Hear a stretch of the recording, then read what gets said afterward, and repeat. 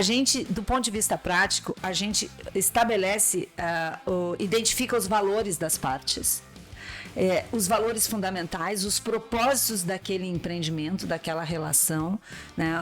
O porquê de eles estarem ali. Não é só um simples contexto, considerando que eu e a Cláudia queremos contratar. Não. Então, eu costumo dizer que esse tipo de contrato é uma mini constituição. Porque as partes ali, elas legislam, né? Elas criam seus princípios fundamentais, elas executam o contrato e elas criam o seu sistema judiciário, entre parênteses aqui, né? O seu sistema próprio de prevenção e resolução de conflitos. E para os advogados que me escutam, tem um artigo 113, se não me engano, do Código Civil, que permite, né, que as próprias partes elejam o seu sistema de interpretação do contrato. Mas que interessante, né, Ana? A advocacia relacional. Esse é o que eu estou fazendo, diferentona, né? Bem diferente. Eu fui juntando as coisas aí, eu vou explicar, mas a gente trabalha hoje, né? Essencialmente tem coisas que são relacionais, né? São relações. E aí tu enxerga o contrato sempre como um documento. Tu não enxerga o contrato como um símbolo de uma relação. E aí tu tem que mudar a perspectiva. Quando tu muda a perspectiva e enxerga o contrato como uma relação, e como que tu vai construir essa relação, depois o que vai para o papel tem que ser fiel à relação. Muda tudo. E hoje a gente vai saber tudo sobre isso. Então vamos começar o programa, né? Opa, não pensei que já estava gravando. A gente tá com muito spoiler aí. Então pessoal, bem-vindos a mais um Time to Talk da Laranja Maranguelo Peritos Consultores, no nosso novo formato, né? Podcast ou videocast, como muitos falam. E vocês estão vendo que o cenário tá diferente, né? Pois a gente está gravando agora no estúdio do Colaborative aqui na Borges de Medeiros. E vocês vão ver que cada programa que a gente vai estar fazendo vai estar sempre com um cenário diferente. E a gente tudo pensado com todo carinho para vocês. Então não se esqueçam, se inscrevam no nosso canal, dão um like, é super importante para o YouTube verificar o quanto é importante esse conteúdo que a gente está trazendo para vocês. Mas se vocês não derem um like e não se inscrever, a gente não consegue dar continuação a esse nosso trabalho empreendedor que a gente faz com tanto carinho para vocês. Então vamos lá. Hoje eu quero apresentar a vocês a doutora Ana Luísa Echaluz e também a doutora Cláudia Gimenez. Tá? Bom, como é informal, é um bate-papo, eu vou chamar vocês, em vez de doutoras, tá? De tu, certo? Muito certo. bem. Obrigada. Então, bem-vindas ao programa. E hoje a gente vai falar, então, sobre contratos relacionais, né? Algo bem diferente, né? Que a Ana vai trazer aqui para nós. Então, eu sei mais ou menos sobre esse assunto, né? Dei uma estudadinha antes, mas muito pouco. Então, o meu objetivo aqui é fazer muita pergunta para o pessoal de casa ficar sabendo, né? Realmente, o que é esse serviço tão interessante. Então, vamos lá. O que é, então, afinal, essa advocacia diferentona que nem tu disse? Pois então, é um prazer, Cláudia, estar aqui contigo nesse podcast ou videocast, especialmente aqui ladeada pela Cláudia Gimenez, que é uma parceira, uma grande amiga, uma excelente profissional, e muito me honra estar aqui compartilhando com ela esse espaço. Eu já tive aqui, tenho nos meus acervos uma longa matéria que nós fizemos antes da pandemia, não foi? 2019. Que loucura, né? Faz um tempão. Faz um tempão. E tu me deste um espaço bárbaro. E esse é o meu problema. Eu começo a falar e não paro mais. E aí tu acabou dizendo para mim, Ana, não vou editar. Vou deixar como está e vou largar em 2 episódios. e o Henrique estava nessa, né? Sim, foi. Obrigada pelo apoio aqui da Colaborative. O estúdio está lindo, né? Espero poder fazer uso mais vezes. Bom, já sabes, né, que eu começo a falar e não paro, e sou muito entusiasmada com algumas descobertas, e eu gosto de me reinventar, e tive essa possibilidade na minha profissão. Não é fácil a gente se reinventar e se recolocar no mercado, né, especialmente no mundo do direito, que é um mundo letárgico, né, muito dogmático, muito formal, mas gente percebe, né? E eu falo diariamente com os colegas, a angústia dos advogados, né, de se reposicionarem do que está acontecendo, né, e por que as coisas estão rolando, né, não só no direito, mas aqui me referindo à minha profissão especificamente, né. Então eu fui atrás, essa história mais ou menos resumidamente tu já sabes, eu fui atrás de me reinventar primeiro como ser humano, né? Porque uma coisa está associada à outra e tu parte de uma reflexão profunda daquilo que te faz bem ou não. A maturidade te ajuda um pouco, né, Cláudia? E então eu fui me reinventar e fui por caminhos que passaram pelo direito internacional, pela psicologia aplicada ao direito, agora mais recentemente neurociência e psicologia positiva, economia comportamental, um saladão misto que caminha pela tomada de decisões, né? E quando nós estamos no mundo do jurídico, nós estamos fazendo e trabalhando com tomadas de decisões, seja no ambiente preventivo, seja no ambiente resolutivo.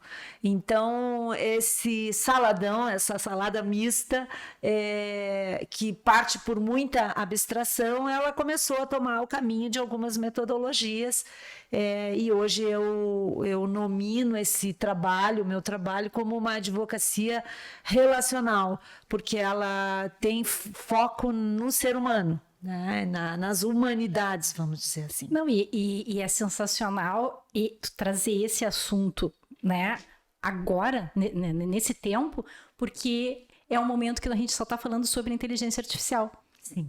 E é aquele momento que a gente está falando, que até o nosso podcast anterior que a gente fez, que a doutora Caroline Francescato trouxe para nós, que a gente até colocou assim, será que os robôs vão dominar e roubar a nossa profissão, né? Então ela estava colocando exatamente isso na parte do direito, aquela parte burocrática, aquela parte braçal, né? Petições prontas, enfim. Então, tu trazendo essa parte humana, né? Das relações, a gente vê como é importante o advogado se ligar, né? Nesse novo momento, vamos dizer assim, né? Sim, eu vou te dizer que muito recentemente, aliás, nos últimos dias eu me detive a escrever uma reflexão, né, um artigo para o meu blog, que fala justamente sobre essa perspectiva baseada no último relatório prospectivo do Fórum Mundial, né, no Fórum Social Mundial, Fórum Econômico Mundial, perdão, a projeção para 2025, nós estamos em 2023 já andando a passos largos, é que 50% do trabalho vai ser dividido entre a tecnologia e o ser humano. É numa paridade de igual para igual. Né? Então, é realmente assustador, e aí a gente começa a ver cursos e cursos e cursos sobre como ser um ser humano melhor, né? Desenvolver capacidades humanas. Eu sou um pouco irônica, porque daqui a pouco as pessoas estão, né, fazendo cursos para fazer produção em série de capacitações humanas, sem a reflexão devida. Essa é a minha crítica, né? Claro. Não, então, nós vamos ser mais politicamente corretos, nós vamos ser liderança, nós vamos ser criativos, nós temos que ser... É um desespero para apurar qualidades humanas, né, para competir com uma invenção que foi nossa, né, dos humanos, e agora nós estamos apavorados com o que nós fomos fazer. Mas isso é um outro papo, embora dentro do mesmo conceito. Sim. E sim, a gente precisa falar sobre humanidades, né? Claro. E quando a gente fala de humanidades, a gente não né, não está sozinho, não está isolado, a gente está em relação, né? A gente está se relacionando. Por isso que eu fui para esse ambiente da advocacia relacional. E na prática, como é que foi esse conhecimento com a Cláudia, com a empresa da Cláudia? Como é que tu conseguiu aplicar esse teu conhecimento aí? A Cláudia, como eu disse, é uma empreendedora, é uma mulher à frente do tempo dela, tem um parceiro também que é curioso. E eu só pude desenvolver o trabalho com a Cláudia, porque, claro, ela captou a mensagem, né? Tinha uma brincadeira, captei a mensagem e ela né? rapidamente, mas eu até gostaria de dar a palavra a ela, porque, né, eu não posso aqui falar por ela, e ela tem a experiência e a posição dela, né? Eu entendo assim, os contratos relacionais, eles facilitam muito a vida da sociedade, né? E dos sócios também, porque tu acaba conhecendo determinadas qualidades e talvez não tão boas qualidades da outra parte, e tu consegue ter paciência, tu aprende a lidar com o teu sócio, tu aprende a lidar com a outra pessoa em função de tudo aquilo que é o resultado dos encontros, que é o resultado do contrato relacional. A pessoa mesmo estabelece metas, a pessoa estabelece o que ela acha importante para a sociedade, aonde a sociedade quer chegar, enfim, é tudo aberto, né? Por isso que as conversas elas são importantes. A pessoa ela tem que se abrir para esse novo mundo, porque o que acontece? Os contratos de adesão tornaram tudo muito fácil. Tu não precisa fazer nada, tu chega lá e assina, né? E a parte relacional, ela faz com que tu também se repense, né? Para ti, obviamente, explicar o que tu quer, onde tu quer chegar, tu tem que repensar a si mesmo. E, obviamente, que a Ana faz perguntas, e essas perguntas, elas fazem com que a gente olhe para dentro, né? E é uma coisa muito interessante, porque no final das contas, tu cresce como pessoa, a empresa cresce, e é um pulo, a gente dá um pulo. É impressionante como as coisas... parece sim que eu estou falando de um milagre, mas não é. É que tu acaba conhecendo a outra pessoa. E no fato de tu conhecer a outra pessoa, os pontos positivos, aqueles pontos que não são tão positivos assim, faz com que... o que eu digo assim, é a compreensão, né? Num mundo onde tem inteligência artificial chegando, a compreensão humana do outro ser humano, eu acho que é uma pérola a ser adaptada. Porque eu penso assim, né, como leiga, né, no assunto, mas dá só essa introduçãozinha para depois passar a bola para Ana. Eu penso assim, às vezes tu vai fazer uma sociedade, né? Então tu tá com aquela tua ideia, né, que tá ali brotando, tá enlouquecido, tu já achou um sócio mais ou menos que tu acha que te completa, e daqui a pouco tu tá assim, ó, enlouquecido de tanto serviço, né? E sem tempo de pensar. Né? Então já começou aquela coisa assim meio que de trás para frente, não aquela coisa antes.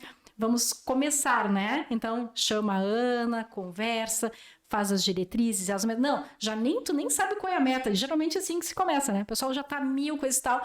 E tu, quando vê, tu não tem aquele tempo, né, de parar, pensar, olhar para dentro. Então, a Cláudia já tinha conversado comigo, que conheceu o sócio dela em 2002, e a sociedade começou em 2008. Olha só quanto tempo. E só agora que ela fez isso. E ela disse, nossa... E daí até eu perguntei, e depois que a Ana fez esse trabalho, tu verificou que tinha coisas que tu não conhecia do teu sócio? Ela disse, sim, e muitas. Aí eu fiquei, né, impressionada. Então agora vamos tocar pra Ana já. Não, a experiência que a gente teve com a Cláudia e com o Sandro... foi muito positiva, primeiro porque os dois são realmente pessoas diferenciadas, profissionais que estão no mercado aí, que é um mercado também altamente competitivo, mas eles, né, o que eles têm em comum? Né? A parceria e o contrato, os contratos via de regra, com base e aí eu vou ter que falar um pouquinho de direito aqui, com base na teoria clássica do direito, eles vêm com base também numa matriz social e econômica lá da terceira revolução industrial, né? Nós estamos na quarta revolução, nós estamos na 5.0, né? Então mudou, né? Os fatos mudam em fração de segundos, os valores mudam em fração de segundos. E o que se tinha naquele então? Se tinha vamos dizer assim, em termos de prática, eu e a Cláudia, nos aproximamos, nosso interesse era construir algo comum, né? Nós estávamos super animadas para fazer isso e entregávamos, né, nosso desejo para o advogado. E o advogado vai lá no escritório, não faz nada de errado, vai lá e constrói, né? Os advogados respectivos constroem um contrato onde a primeira e única preocupação é transacional. Ela é de natureza transacional. Sim. Quem faz o quê, quem paga o quê e as penalidades, caso não sejam cumpridas. E aí tem 4... se você não fizer isso, você paga isso. Se você não cumprir isso, você... Então, aquela linguagem e aquele conjunto de regras que são estabelecidas ali, só dá uma elas né? São tudo, menos... A síntese daquele momento em que eu e a Cláudia nos aproximamos para criar algo comum. Aquele contrato, ele é o símbolo de uma divergência e não de uma convergência, né? Então, o que nós fazemos, e isso tem a ver com uma teoria que nos anos 60 veio para rivalizar com a teoria clássica dos contratos, que é uma visão sociológica trazida por um sujeito chamado Ian McNeill, que era um norte-americano de origem escocesa, professor nas universidades, como eu digo, de Oxford, Stanford, Harvard, né? Que trouxe essa visão sociológica e psicológica para os contratos, dizendo que, em síntese, né, que o contrato ele tem como função, né, ele é um impulsionador social. Ele não pode existir sem uma base social. Não existe contrato sem o social, sem a sociedade. Por quê? Porque nós estamos falando, né, em maior ou menor medida, em pessoas ou empresas que se relacionam, né? Então, ele cria a teoria relacional do contrato, com algumas premissas, que eu também não vou aqui incomodar num podcast para falar sobre isso. Mas ele fica esquecido lá nos anos 60, porque se vivia um início de transformação científica e tecnológica, mas ainda a matriz social era a mesma, industrial, né? Agora, né, com esse movimento todo, especialmente pós-pandemia, ele começa a ser relembrado. Por quê? Porque ele dizia isso, se nós estamos falando de uma base social, nós temos que ter flexibilidade. Por quê? Porque o social muda, as relações alteram. Aí as pessoas começam a se dar conta, não, realmente, vamos tirar essa teoria relacional lá dos anos 60 e vamos começar a trabalhar com ela aqui agora. E aí alguns estudiosos, né, como eu digo, em Harvard, Stanford, Oxford, Cambridge, eles então começam a trabalhar essas noções e a desenvolver até novas metodologias na construção do contrato, e começa a entrar junto essa política ou esse modelo econômico mais colaborativo e em rede, que é o que nós vivemos hoje, né? Hoje as pessoas têm noção de que são interdependentes. Quando existe interdependência, né, existe a necessidade de alinhamento e realinhamento dessa relação interdependente. Sim. E aí começa, então, a surgir metodologias, formas, né, de trabalhar que são distintas daquelas convencionais, né, mais interativas, mais participativas, onde as partes envolvidas nesses relacionamentos são as donas do relacionamento e não os advogados sozinhos, carentes, escondidos lá nos seus escritórios, criando cláusulas furiosas, né? Que não estão fazendo nada de errado, é a cabeça do advogado, é o formato, é a cultura jurídica. É algo assim, eu, né, como perita contábil, né, tem meus clientes advogados, então muitos do meu serviço eu ganho ao final, né, dos processos. Então eu tenho que ter um contrato com o advogado. Aí o que acontece? Mesmo sendo perita, tu vai pegar um contrato, né, que um advogado parceiro fez para ti e realmente tá, o meu contrato agora, passando um filmezinho que tu tá falando, é cheio de cláusulas, né? Se não fizer isso, é isso, fizer aquilo, aquilo outro. Aí o que acontece? Talvez quando o meu futuro cliente, né, aquele que está recém me contratando, nem me conhece, né? Ele só, vamos supor, do boca a boca, alguém indicou o meu escritório. Aí eu já passo para ele um contrato daqueles, porque ele tem o compliance, tem LGPD, então é um contrato bem extenso. Mas, de repente, quando ele analisa aquele contrato, de repente já dá um mal-estar mesmo, né? Ele olha e diz assim, meu Deus, cheio de cláusula, ela nem me conhece, eu quero entrar aqui numa parceria com ela já me vem com esse contrato que é agressivo, né? Não é uma coisa assim que como tu falou, né? É tão difícil a gente conseguir um cliente, né? A gente trabalha tanto para isso, para captar. E quando capta, tu já larga um contrato ali agressivo. E, na verdade, aquele contrato agressivo, como bem a Ana falou, não é algo assim que a gente tá querendo ser indelicado. É algo que a gente aprendeu lá no passado, né? Aquele conservadorismo, né? Então, tá na hora da gente realmente, né? Botar em prática e desmistificar isso um pouquinho.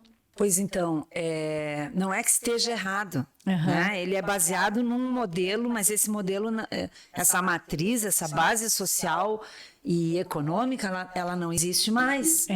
Né? Então, se a gente começou o programa falando que 50% da mão de obra hoje, né, vai ser substituída pelas máquinas, é outra matriz econômica, é outra matriz social. E mais, está difícil contratar.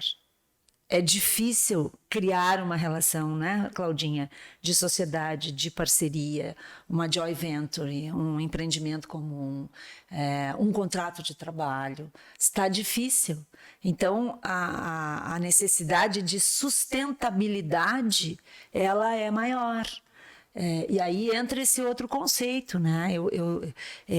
Junto com conceitos de natureza econômica, que finalmente trazem para dentro da economia o custo psicológico, o custo moral dos rompimentos. Estes custos são hoje entendidos e contabilizados como custos de transação econômica, né? Porque quando a gente falava em economia, a gente se vinculava simplesmente à matemática, mas existe, né, um custo moral, um custo psicológico, né, que afeta inclusive a produtividade, né, porque se eu não estou estimulada psicologicamente, eu acabo tendo a probabilidade de cometer um ato falho muito maior, né, do que se eu estiver mais consciente, mais estimulada. E eu estou começando a falar demais aqui, né? Claudinha, vai lá. Não, eu até ia dizer assim que o contratante e o contratado, nos contratos conscientes, eles deixam de ser figuras só jurídicas. Eles se tornam pessoas. E eu acho que isso que é o principal de toda a história. É a pessoalização, é a relação interpessoal que se cria entre o contratante e o contratado, onde os dois estão em pé de igualdade. Não existe aquele maior e aquele menor.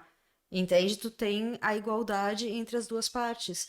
E eu acho que esse é o melhor fundamento. Porque, claro, as cláusulas penais, elas existem, elas devem existir, mas é uma coisa que as partes devem estipular, né? É claro que tem pecúnia, é claro que tem que ter, são coisas que eu acho que não dá para rasgar também toda aquela coisa anterior, porque ela vai brotar em um determinado momento, porque uma das pessoas vai querer. E ok, e tá certo, né? Porque faz parte da pessoalidade, porque cada um é um, e essa coisa do ser humano, ele tem que aparecer. Então, a Cláudia me deu um gancho aqui bom, porque do ponto de vista prático, o que eu vou dizer para ti, Claudinha Maranguelo, e para os teus seguidores, né? Porque quando a gente está falando de podcast, são seguidores, né? Não é assistentes, né? Enfim, a gente, do ponto de vista prático, a gente estabelece, identifica os valores das partes. Os valores fundamentais, os propósitos daquele empreendimento, daquela relação, né? O porquê de eles estarem ali. Não é só um simples contexto, considerando que eu e a Cláudia queremos contratar. Não. os porquês, os interesses, né? Os objetivos que estão por trás, né? E que levaram a construir aquilo ali, são traduzidos no contrato na forma de princípios fundamentais. Aqueles princípios fundamentais, para os advogados que estão me ouvindo e para o cidadão que é também bem informado, que são os teus seguidores, se a gente pegar a Constituição Federal, por exemplo, né? A Constituição está lá, esta Constituição é feita, né, com base no princípio da dignidade da pessoa humana, princípio da soberania, enfim, tem alguns princípios fundamentais e depois vem as regras e as leis ordinárias que não podem se afastar dos princípios fundamentais, senão vai virar o quê? Inconstitucional. Estou sendo bem sintética aqui. O que a gente constrói nesse tipo de contrato? A gente constrói os princípios fundamentais e os contextos, e a partir deste norte, nós vamos fazer com que as cláusulas, nós não, quando eu digo nós, não sou eu sozinha. As partes são donas do contrato e elas vão ter que ter a consciência de que todas as regras que forem estabelecidas por elas têm que estar alinhadas com aqueles princípios fundamentais que elas escolheram. Tá? E a gente cria neste sistema também um sistema de prevenção e resolução de conflitos, barreiras de contenção ao conflito. Não é só cláusula de mediação e arbitragem, né, Med-Arb, é um sistema próprio que elas escolhem para enfrentar situações difíceis, porque as situações difíceis virão, as conversas difíceis virão, os problemas vão surgir. O que elas vão fazer para que estes problemas não escalem para um conflito? Elas estabelecem regras de conduta livres, né? E aí, né, não quero dizer ali que não tenha, como bem disse a Cláudia, uma cláusula, né? Então eu vou fazer isso, eu vou receber aquilo, né? Qual é o prazo de tolerância se não for cumprido? A gente coloca coisas que refletem as possibilidades humanas, porque vai acontecer. Eu não vou contratar para descumprir. Claro. Mas pode acontecer de descumprir. Acontecer. A pandemia foi um exemplo disso.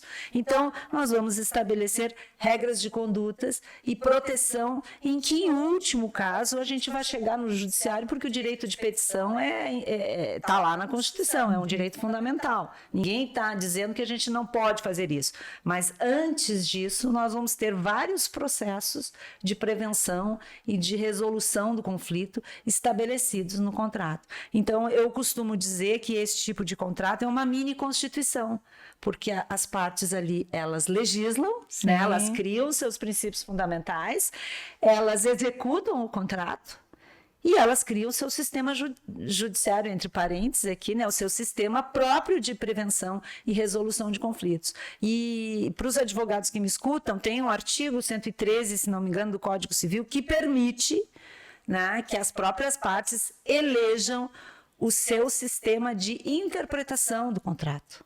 Mas vamos dar uma seguradinha aqui. Pessoal, fiquem assistindo aí que a gente já volta para o segundo bloco. Então tá, pessoal, voltando então ao nosso segundo bloco. Acho que agora vocês ficaram já bem curiosos, já aprenderam bastante o quanto é importante essa nova visão, né, do direito aplicado na parte das relações, né, tanto com sócios, com seus clientes. Então, acho que eu queria ouvir um pouquinho de você sobre o feedback, né? Tem a ver com um exercício um pouco de humildade, né? Que nós, no mundo do direito, não temos muito. Nós temos um ego, né? Que quando a gente bota a toga, então, a gente fica com um ego gigante. Mas o feedback eu aprendi com os meus colegas, meus mentores norte-americanos. Os americanos, eles fazem muito isso, trabalham com o aprimoramento, né? A gente tem que saber escutar a parte boa e a parte ruim. E é ali que a gente cresce. Ah, né? sim. E o feedback tem sido, para mim, uma fonte muito rica para que eu possa aprimorar esse trabalho que começa sempre com muita abstração e depois a gente vai afunilando e transformando em cláusula de conduta, cláusula que eu digo, aquilo que não é normalmente parte de um contrato, no momento em que ele passa a estar na forma de uma cláusula, mesmo que seja uma cláusula não muito convencional, ele passa a ter valor jurídico. Né? Então, isso que é importante, nós não estamos aqui fazendo algo que seja uma quimera. Mas eu queria ouvir... Então, assim, eu comecei a aplicar para os meus clientes, e a Cláudia também, né? Ela trabalhou nesse processo.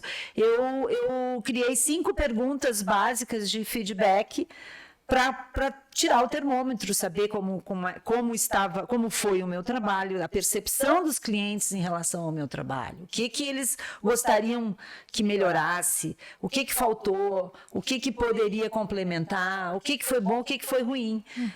E eu até pediria, né, da Cláudia, como que ela recebeu isso, porque também ela é advogada, a gente não faz isso, né, como advogada. Não, a gente não costuma fazer. Foi uma coisa bem interessante, porque de início era uma caixinha de surpresas, né? Pelo menos para mim, eu tinha como uma caixinha de surpresas, eu não sabia no que isso ia, como é que isso ia terminar. Sim. Né? E aí eu entendi que não termina. Não termina. A gente coloca um esqueleto do que a gente quer. Né? As regras é aquilo que a gente quer, mas é uma coisa leve, é uma coisa que tu pode, obviamente, pegar aquilo e transformar numa coisa estanque, mas não, entende? Toda vez que tu conversa, toda vez que tu senta para rever, para ver se tá tudo bem, e essa parte do rever se tá tudo bem, que eu acho que é a melhor, a coisa que mais fez diferença na nossa sociedade. Entende? Que foi uma coisa que a Ana, com esse pensamento novo, trouxe, porque antes cada um sentava, fazia o seu serviço, no final do mês, eventualmente se reunia, entende? Mas não tinha essa coisa mais leve de conversar, vamos alterar isso aqui não tá bom para mim agora, vamos fazer aquilo ali, entende? Ela dá uma forma e ela ensina que a gente, como a gente pode melhorar o relacionamento. E eu acho que essa é a melhor parte dos contratos conscientes. Muito obrigada, Ana. Muito obrigada. Nossa, olha só que dupla areia, que uma jogando para outra. Que maravilha. Não, mas eu que agradeço, porque o feedback, Cláudia, e aí eu vou me exibir aqui, os feedbacks, com base nos feedbacks dos meus clientes, foi o que eu fiz, vamos dizer, foi o meu trabalho de campo para levar a experiência brasileira no congresso da Rede Global de Direito Colaborativo, Global Collaborative Law Council, que fez o congresso anual o ano passado em Nebraska, e eu fui convidada para apresentar, e eles ficaram muito surpresos, porque muitos deles ainda ficam tímidos de fazer algumas aplicações, e eu com o feedback, por exemplo, eu tenho uma cliente que colocou, e eu acho que foi a Cláudia, que aquele contrato, que estava tão satisfeita, se queria modificar o contrato, estava tão satisfeita que ela tinha amor pelo contrato. Aí eu usei essa brincadeira e botei num slide lá, quem é que ama um contrato? Né? E aí, claro, se a gente passa a pensar, como eu te falei, que o contrato é um símbolo, né? Ele é o extrato de algo maior, de uma relação. Né? A humanidade não vive sem símbolos. Né? Tem tantos símbolos aí que são aqueles que nos dão a concretude, né? do abstrato. E aqui eu vou falar em metafísica, mas não é esse. Mas o contrato também ele tem que simbolizar algo. Mas só que é o seguinte, então, se eu tenho uma coisa boa, o meu contrato simboliza uma coisa ruim? Né? Vamos fazer essa reflexão. Não, e agora vem na minha cabeça, assim, tu falando, porque, tipo assim, eu te presenteei com o meu cartãozinho que vira margaridas, o sustentável. Daí tu olhou e disse assim pra mim, isso aqui é muito Cláudia, né? Isso. Falou pra mim. E então agora eu pensei assim, poxa, é legal o cliente pegar o teu contrato e assim, isso aqui é muito a Cláudia. Sim, né? Sim, a tua linguagem, a tua cara, a tua versão. Hoje o contrato que eu tenho, como a maioria das pessoas, né? É aquele contrato padrão, que não te representa, né? Que não te representa. E que assusta. Isso aí, que assusta. Que assusta. E que outro dia eu conversei com uma cliente, eu disse assim, o teu contrato, tu tens um serviço e uma prestação de serviço tão delicada, tão sensível, trabalha com fotografia e com arte, o contrato era assustador, era um Frankenstein. Era um Frankenstein. E eu digo assim, gente, como as pessoas não percebem? Porque todo o trabalho, toda a arte desta profissional, toda a delicadeza da entrega do que ela faz, e ela, exatamente como tu disseste, ela passa o contrato de prestação de serviço, é assustador. Né? Cria já uma dissonância cognitiva entre aquilo que tu quer e aquilo que tu pratica, né? Exatamente. Então, o que tu me diz, Cláudia Gimenez? Eu gostei. Eu sou uma pessoa apaixonada por contratos conscientes e relacionais. Me tornei, realmente assim, eu me tornei uma pessoa apaixonada porque talvez tu não consiga aplicar em absolutamente tudo no direito, mas em uma boa parte tu consegue, inclusive, resolver conflitos sem chegar ao judiciário. E isso, sim, eu acho que é uma coisa maravilhosa. É uma coisa, assim, que deve ser estimulada, porque a gente sabe que o judiciário tá aí, ele é muito importante, mas é interessante que tu crie outras pessoas, outros métodos, porque ele tá tão abarrotado de coisas tão importantes quanto, mas se tu puder não ir para o judiciário, tu puder resolver uma questão interpartes, mas com um mediador, alguma outra pessoa que tu mesmo eleja, que aquela pessoa é uma que tu considera imparcial, é muito mais fácil. O nosso podcast lá de 2019, que a gente falou muito sobre direito colaborativo, é isso, né? Quando vai já para o judiciário, as duas partes têm uma grande dor, né? Sim. Uma grande dor, uma revolta, né? Sim. Então, geralmente o empregador, vamos supor, colocar o pior cenário, demitiu por justa causa, né? Em tese, é porque o autor fez algo, né? Algo bem prejudicial. E, de repente, aquele autor fez algo prejudicial porque também se sentiu prejudicado. Estava se sentindo prejudicado, não estava gostando mais daquele empregador, enfim, os dois estavam com uma grande dor. E é isso que é bacana o direito colaborativo, né? Traz as partes para conversa, vai tirando aquela dor, né? Sim, é restaurativo, né? Restaurativo, entra a questão restaurativa, mas aí no que a Cláudia coloca e que eu acho interessante, e não é que nós estejamos negando o judiciário, nós estamos contribuindo para uma diminuição do contingente do judiciário. Exatamente. Né? Quando eu falei de custos de transação econômica, os custos de transação econômica hoje na economia comportamental, eles contemplam os impactos psicológicos e os impactos morais de imagem, né? Por exemplo, o que uma imagem de uma marca, né? De uma empresa, a imagem pessoal, enfim, impacta quando existe um conflito. E hoje, mesmo que nós tenhamos processos que tramitam em segredo de justiça, hoje nós vivemos uma realidade desnuda. Né? Todo mundo tem informação. E essa informação corre assim, né?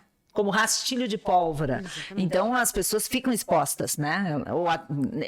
Quando tu consegue resolver o conflito, antes dessa exposição, né, há um ganho efetivo do ponto de vista financeiro, do ponto de vista psicológico, do ponto de vista moral. E queria te agradecer essa oportunidade, porque a gente também tem, e aqui eu vou fazer mais um marketing, nós temos aplicado muito, e esse é um universo que tu trata muito bem, Cláudia, com as startups. Nós temos tido experiência com as startups e acho interessante deixar aqui esse registro. Por quê? Porque quando o pessoal tá aí, os maravilhosos, malucos empreendedores estão aí, né, criando coisas novas para o benefício da humanidade, eles não têm nada, eles têm ideias. Né? E até eu puxo o gancho aqui para a Claudinha, porque a Claudinha trabalha com isso, né? Com registro de marcas, com propriedade intelectual, e ela vê esse dia a dia, né? Com muita frequência. Mas não tem ativos. Né? Tem a expectativa, mas o negócio não rodou ainda. Exatamente. Né? E nós três vamos começar esse negócio aqui, esse podcast, mas nós não sabemos qual é o resultado dele. Então, isso que nós temos, ele é, na sua essência, uma relação. E nós temos aplicado, então, os contratos relacionais, né, essas metodologias, na construção, né, nos MOU das startups. Né? Estamos fazendo em São Paulo acompanhamento para umas startups e está sendo muito legal, porque eles estão, e eu sou tipo o grilo falante quando a gente faz o alinhamento, né? Vamos chamar a cláusula aquela, né? Vamos chamar a cláusula tal para fazer um alinhamento, porque deu galho aqui. Por quê? Vamos fazer uma DR, né? Vamos discutir a relação. E eles já introjetaram aqueles princípios e a gente pergunta, tá, mas tu acha que essa conduta está de acordo com aquele princípio lá fundamental que vocês estabeleceram? Pois é, verdade, vamos ter que rever. Por quê? Porque quando tu pratica algo contra ti mesmo, né? Tu tomou uma decisão e tu começa a ser incoerente, a probabilidade de conflito ela é maior. Claro. Né? Então, quando tu te alinha ao teu objetivo inicial, ao teu propósito, a chance, né, as probabilidades de erro diminuem. Então, tem uma série de coisas no entorno, mas eu queria dizer assim, startups, né, façam o seu contrato consciente, porque depois vocês evitam discussão no judiciário, vocês evitam briga pela marca, né, que é uma disputa cara, né, Claudinha? Então, tem sido muito bom as pessoas que entram em contato, não, como disse a Cláudia, não se aplica para tudo, mas se aplica sim para as relações estratégicas. Né? Eu não vou aplicar um contrato relacional, né? Uma metodologia relacional para determinados contratos efêmeros, por exemplo, né? Relações efêmeras. Mas aonde tem desenvolvido, e eu estou fazendo parte, né, deste estudo com a Universidade do Tennessee, é uma outra metodologia que se chama Vested. Um fica investido, esse é o sentido, no sucesso do outro. E é uma metodologia que trabalha especialmente o outsourcing, a terceirização, as relações de terceirização, fornecimento de produtos e serviços. E eu tive a oportunidade de estar, né, estou fazendo essas formações. Os meus colegas de aula não eram advogados só, eram as pessoas da área operacional, da área comercial, que estavam criando o seu contrato. E ali a gente tinha empresas, né? Meus colegas de aula, pessoal tomadores de decisão da AstraZeneca, da Sodexo, da IBM, da Ernst Young, ou seja, este tipo de visão, já começa a alcançar as grandes corporações, né? Então, uma mudança de cultura, ela se avizinha, né? Hoje em dia, com muito mais rapidez, né, do que outrora. Nem sei se existe essa palavra outrora. Existe. É antiguinha, mas existe. Antiguinha. Como eu digo, assim, os advogados se liguem, porque se vocês não se comunicarem melhor com o cliente entra no Google e descobre o que é enfiteuse, que até hoje eu nem sei direito o que é. Eu não me lembro mais. Então, assim,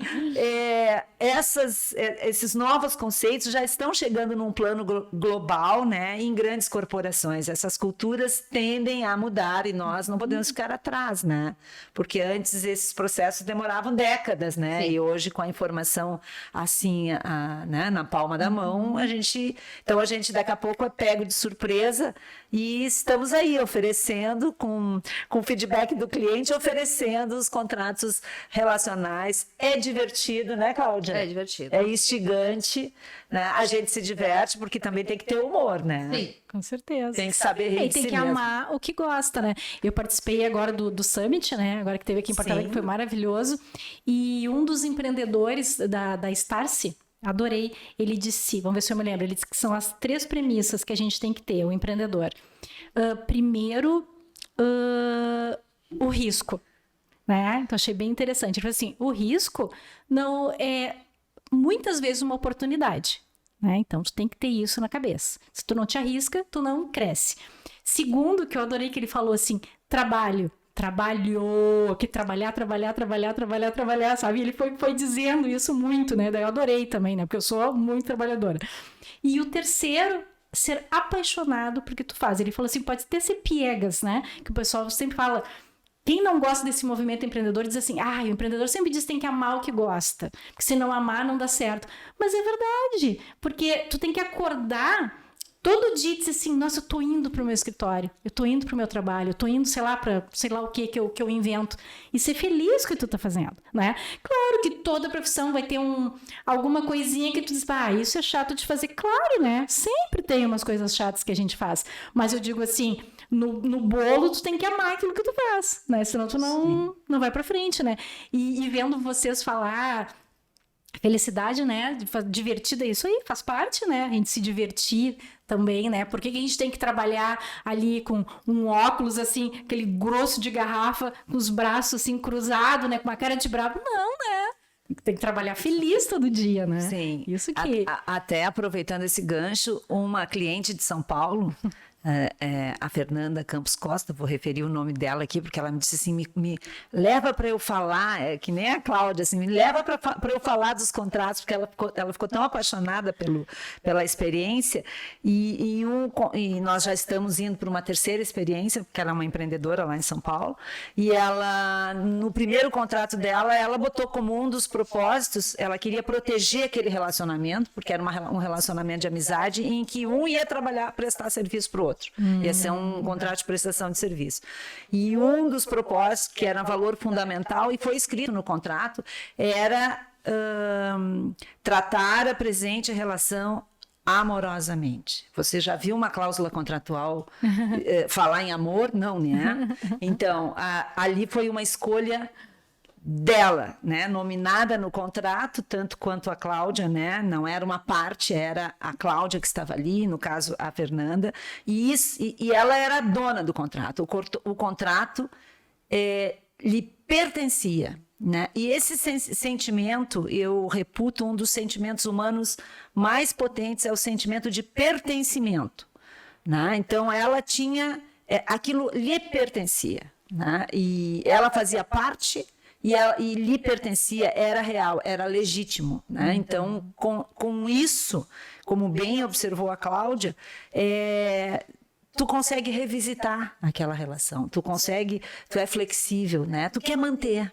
Claro. Né? Fica mais fácil, é isso. Então tá. Então eu queria que você, primeiro agradecer, né, vocês, e vocês querem deixar o contato quer chamar vocês pro essa advocacia relacional, a Cláudia sobre a parte de marcas e patentes. Eu sei que a OAB deixa a parte da rede social, né, falar, e o e-mail, né? Uhum. Vai lá, Cláudia. É a melhor marcas e patentes que tem aí, da Soares e Gimenez, né?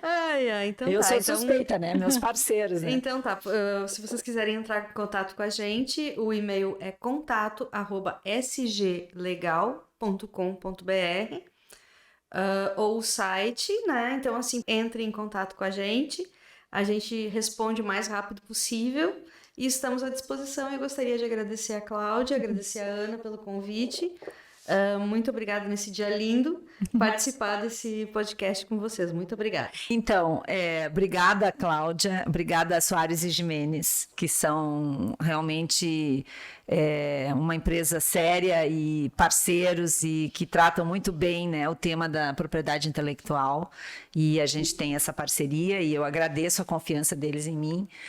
Quem quiser fazer contato comigo, pode ir no meu site, lá tem todos os dados, é o etchaluz.com.br, www.etchaluz.com.br.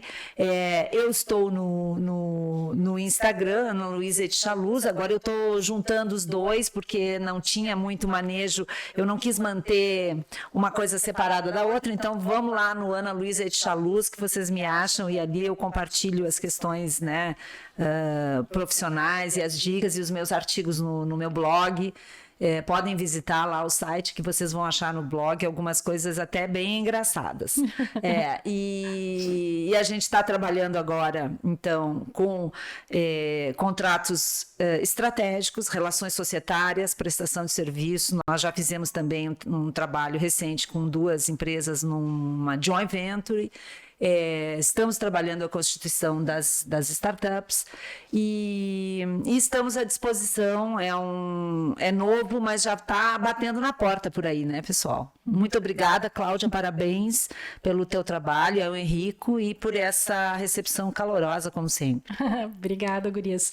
Então tá, pessoal. Então até mais um Time to Talk by LM, seu canal do empreendedorismo. Até mais.